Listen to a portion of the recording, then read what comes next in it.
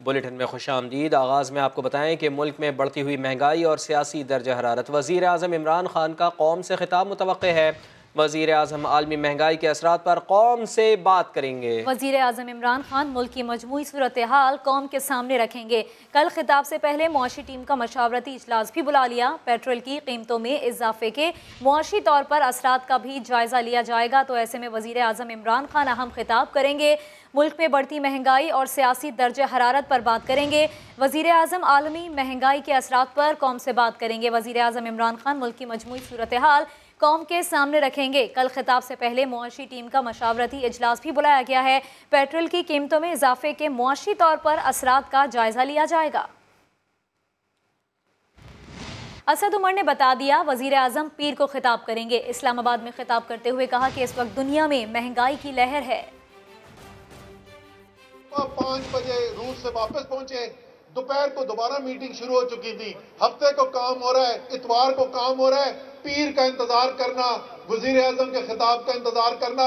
याद रखना जो मैंने बातें बताई थी, आपको पता चलेगा कि आपका वजीर आजम सारी रात जाग कर जो पाकिस्तान वापस आया, सारे छुट्टी वाले दिन हफ्ते इतवार को बैठ के जो काम किया, उस वजीर आजम को किस चीज के ऊपर काम कर रहा था, इंशाअल्लाह ताला पीर को जब खिताब करेगा तो आप भी खुश होंगे और आपको भी यकीन आएगा कि वाकई एक सच्चा मुखलिस, एक सच्चा मोहब्बे वतन, एक ऐसा लीडर जो अपने अवाम का दर्द रखता है, सिर्फ अपने अवाम के लिए काम कर रहा है। इमरान खान की शक्ल में जैसा लीडर मिला है, ये पाकिस्तान के लिए बहुत बड़ी नेमत है।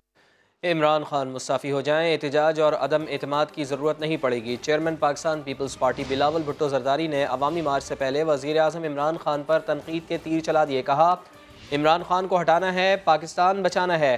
खान साहब ने जिस शोबे में हाथ डाला वहाँ तब्दीली नहीं तबाही आई। हुकूमत की नाअहली का बोझ अवाम बर्दाश्त कर रहे हैं। कठपुतली राज ने जमहूरियत का जनाजा निकाल दिया है।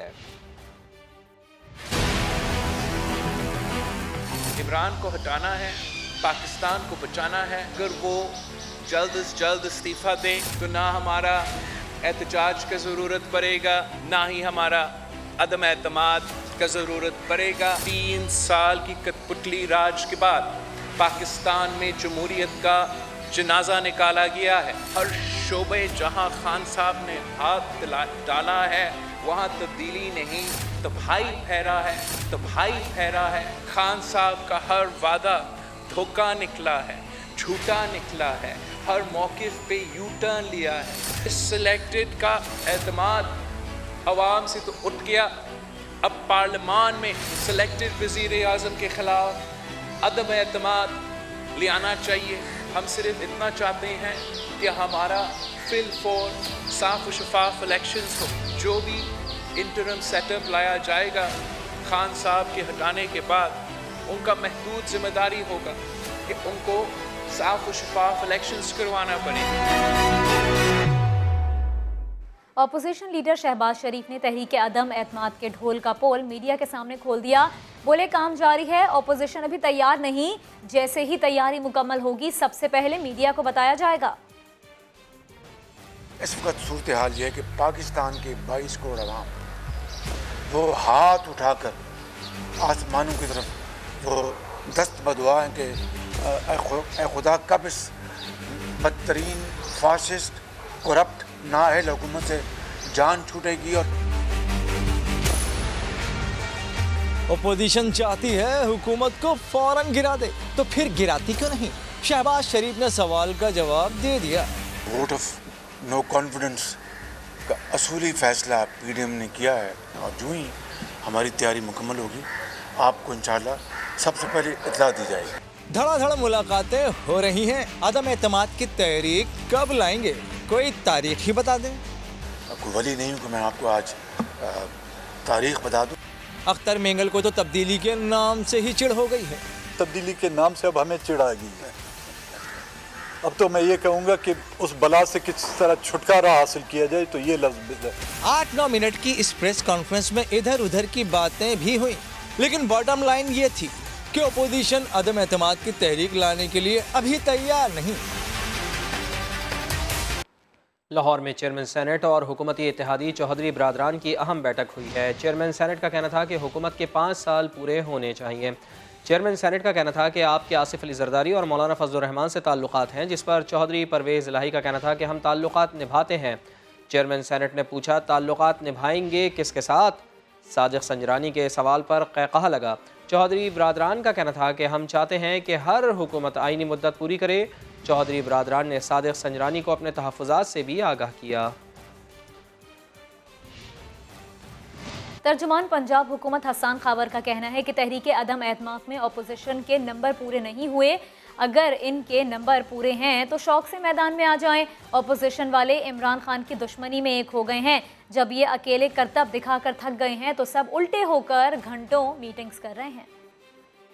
ये वो लोग हैं जो खान साहब की दुश्मनी में, पाकिस्तान तहरीक इंसाफ की दुश्मनी में एक है। हर 6 महीने के बाद मौसम के रंगों की तरह इनके रंग भी बदलते थे। चौधरी बरादरान ये वज़ादार सियासतदान है, मेहमान नवाज लोग हैं, उनकी यादाश्त इतनी कमज़ोर नहीं, उनको तमाम बातें याद हैं। जब ये अकेले अकेले होकर अपना करतब दिखाते रहे, इनको अंदाज़ा हो गया कि हमारा कुछ नहीं बनना। आज ये फिर इकट्ठे होने जा रहे हैं। ये समझते हैं कि हमारे नंबर पूरे हैं तो बड़े शौक से मैदान में आए, इनका भरपूर तरीके से मुकाबला करेंगे। और ये भी हो सकता है कि अगर कोई ऐसी तहरीक लाने की कोशिश करें तो वहाँ पर जो नंबर गेम सामने आए उनसे इनको लेने के देने पड़े। और अब आपको बताएं कि पीटीआई का सिंध हुकूक मार्च घोटकी से कराची की जानिब रवां दवा है। शाह महमूद कुरैशी ने मार्च से खिताब में कहा, सिंध के लोगों 15 साल गुलामी से निजात का वक्त आ गया है। शाह महमूद कुरैशी की जालों के होम ग्राउंड से ललकार। दावा किया कि सिंध के अवाम जियाली सरकार से तंग आ चुके हैं। 15 साल की लूटमार का हिसाब लेने का वक्त आ गया है।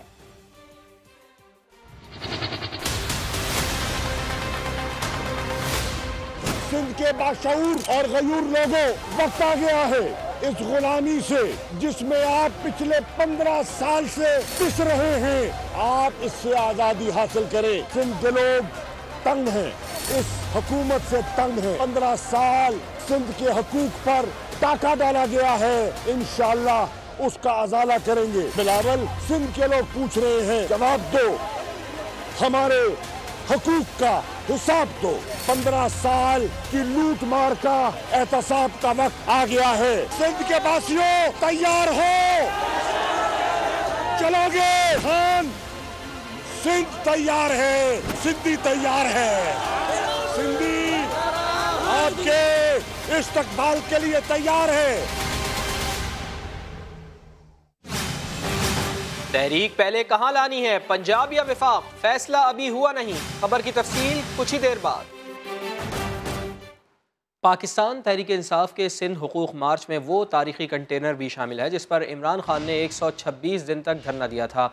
अब से कुछ देर पहले इस कंटेनर पर समग्र नुमाइंदे साद साबरी, वज़ीर ख़ारजा शाह महमूद कुरैशी और अली जैदी के साथ मौजूद थे। क्या गुफ्तगू हुई, आपको सुनवाते हैं। मैं इस वक्त उस तारीखी कंटेनर पे हूँ जिस कंटेनर पर वज़ीर आज़म इमरान खान साहब की जानिब से 126 दिन का धरना दिया गया था। और इस वक्त मेरे दाएं और बाएं पाकिस्तान तहरीक इंसाफ के दो जाने पहचाने नाम है। मेरे दाईं तरफ वज़ीर ख़ारजा और वाइस चेयरमैन पाकिस्तान तहरीक इंसाफ जनाब शाह महमूद कुरैशी साहब मौजूद हैं। सर, कितनी यादें वाबस्ता हैं इस कंटेनर से और आज क्या तब्दीली ला रही है? ये कंटेनर तब्दीली की अलामत है। इस कंटेनर ने हिला के रख दिया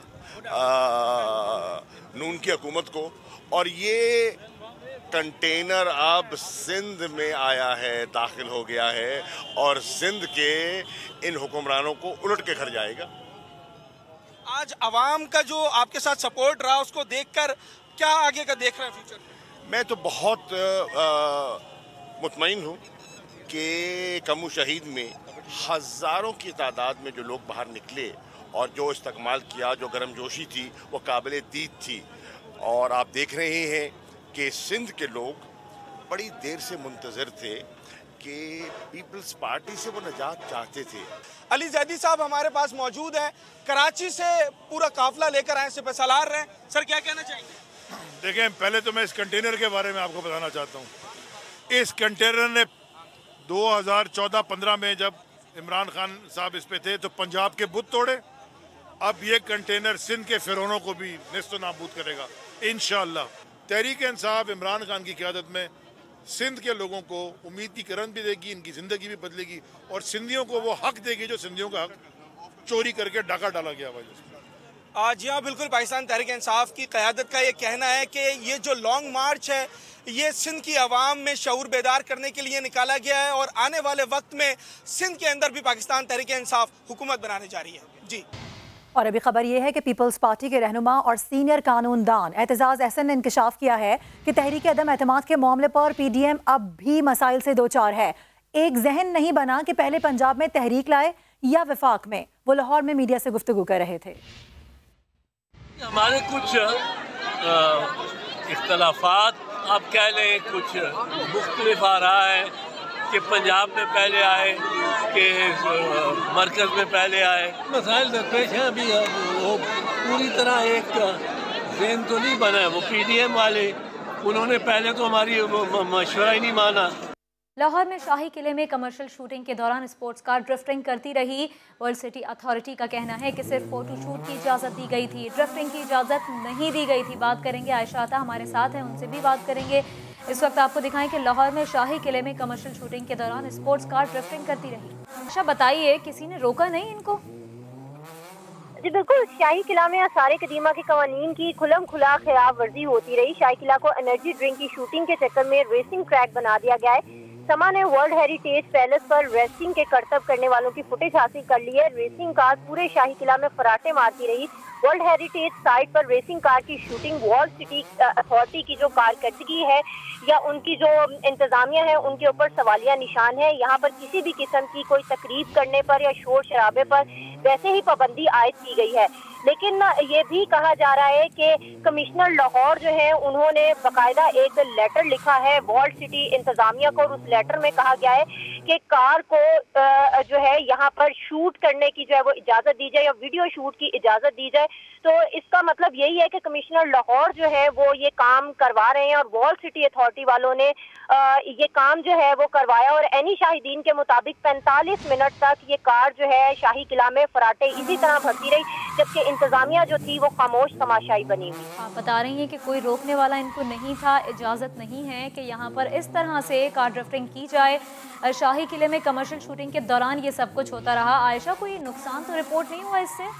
नहीं, इसमें कोई नुकसान तो ऐसा अभी नहीं बताया जा रहा है, लेकिन ये जरूर कहा जा रहा है कि इस तरह की कार मतलब चलाना जो है वो इससे कोई भी नुकसान जो है वो हो सकता था। मतलब दीवारें टूट सकती थी या जिस तरह से लोग वहाँ पर विजिट कर रहे होते हैं उनको भी नुकसान हो सकता था, लेकिन ऐसे अभी कोई इस तरह का नुकसान रिपोर्ट नहीं हुआ। आयशा, कौन चला रहा है ये गाड़ी, इस हवाले से कुछ पता चल सका? नहीं, अभी तक इस हवाले से जो है वो नहीं पता चल सका, लेकिन एनी शाहिदीन का कहना है कि इस गाड़ी के अंदर एक तो ड्राइव करने वाला शख्स था और उसके साथ जो है वो एक सीट के ऊपर जो वो बैठा हुआ था और बाकायदा तौर पर वीडियो जो थी वो रिकॉर्ड की जा रही थी। अच्छा, आपने बताया कि इंतज़ामिया की जानिब से तो कोई कार्रवाई नहीं की गई, यहाँ पर इजाज़त दी गई थी फ़ोटोशूट की। क्या वो फ़ोटोशूट की इजाज़त कानून के मुताबिक है? नहीं, इजाज़त जो है वो उस वक्त दी जाती है किसी भी तरह से उसकी बाकायदा तौर पर पेमेंट की जाती है और उसके अंदर इस तरह का शोर शराबा या जिस तरह से मुगलिया जो हमारे पास यहाँ पर आसार कदीमा की कुछ मौजूद हैं आसार, तो उनके मुताबिक इस तरह से कार चलाना या शोर शराबा की इजाज़त जो है वो कतन नहीं दी जाती है।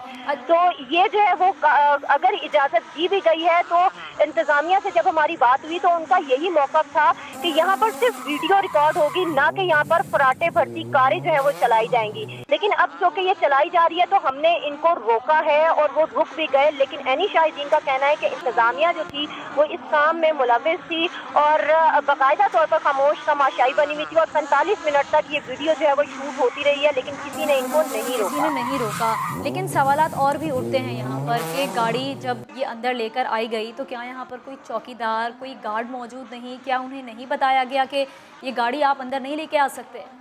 जी बिल्कुल, आप बिल्कुल दुरुस्त कह रही हैं कि ये जो सिक्योरिटी है उसके ऊपर सवालिया निशान है कि किस तरह से वो गाड़ी अंदर आई और उसके बाद किले में दाखिल हुई। और तो बहुत अच्छी सिक्योरिटी होती है, लेकिन फिर ये कारकर्दगी पर सवालिया निशान है। इससे कभी भी ये देखा गया कि कोई शख्स आकर महाराजा रंजीत सिंह के मुजस्मे को तोड़ जाता है, कभी यहाँ पर शादी ब्याह की तकरीबात जो है वो उसका इनेकाद किया जाता है और बाकायदा इंडियन गाने जो है वो शाही किला में चलाए जा रहे होते हैं। और आज ये कार का वाकया हुआ तो एक बार फिर से ये महकमा आसार कदीमा वॉल सिटी की जो सिक्योरिटी है उसके ऊपर सवालिया निशान है। अच्छा आयशा, जैसे आप बता भी रही हैं कि पहली बार तो ये सब कुछ नहीं हो रहा, यहाँ पर शादियाँ भी हुई हैं, तकरीबात भी होती रही हैं, इस गाड़ी से इस किले को नुकसान पहुँच सकता था। माजी से यानी कि कोई सबक नहीं सीखा है, मीडिया हाईलाइट भी करता है, ये खबरें भी आती हैं कि कार्रवाई की गई है, मगर फिर ये सब कुछ फिर से हो रहा है। जी बिल्कुल, इसमें जो डीजी कामरान लाशारी साहब हैं उनसे जब मौक़िफ़ लेने की कोशिश की है तो उन्होंने मौक़िफ़ किसी भी किस्म का देने से इनकार कर दिया है, जबकि वॉल सिटी अथॉरिटी ने एक लेटर हाथ में थमाकर सारे का सारा मलबा जो है वो कमिश्नर लाहौर के ऊपर डाल दिया है कि उन्होंने ये परमिशन लेटर लिखा था, उसके बाद हमने इजाज़त दी थी किसी भी वीडियो की रिकॉर्डिंग के लिए। लेकिन अब जब वीडियो रिकॉर्ड हो रही थी तो हमें नहीं पता था कि इस तरह से शोर शराबा होगा, और डेफिनेटली वो एक्सेप्ट कर रहे हैं कि इससे कोई जानी नुकसान भी हो सकता था या आसार कदीमा की जो बिल्डिंग्स हैं उसको भी नुकसान हो सकता था।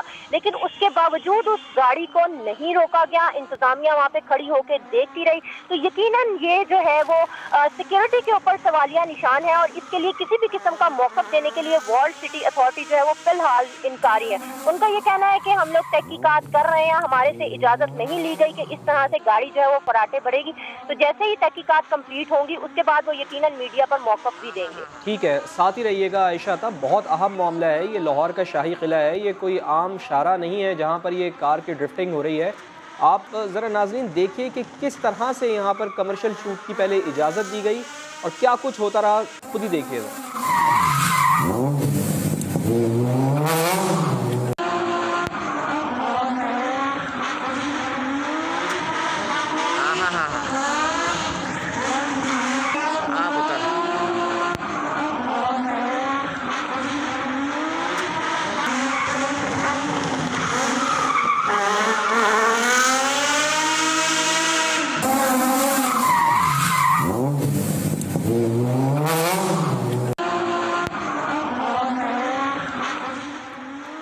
आपने मनाजिर देखे कि क्या वहाँ पर सूरत हाल थी। इसी पर हम बात कर रहे थे फवाद, नईम हनीफ भी हमारे साथ मौजूद है। जी नईम हनीफ साहब, एक लेटर भी सर्कुलेट कर रहा है कमिश्नर की जानिब से जिसमें PSL की ट्रॉफ़ी के हवाले से इजाज़त दी गई थी, मुख्तलिफ़ जगहों पर ड्रोन कैमरा उड़ाकर, इस हवाले से ये चीज़ें सामने आई थी। लेकिन इसके बरक्स जो हम देख रहे हैं वो तो लाहौर के शाही किला में एक कार को देख रहे हैं जो ड्रिफ्टिंग कर रही है। तो ये मामला है क्या, इजाज़त किस चीज़ की दी गई थी आखिर?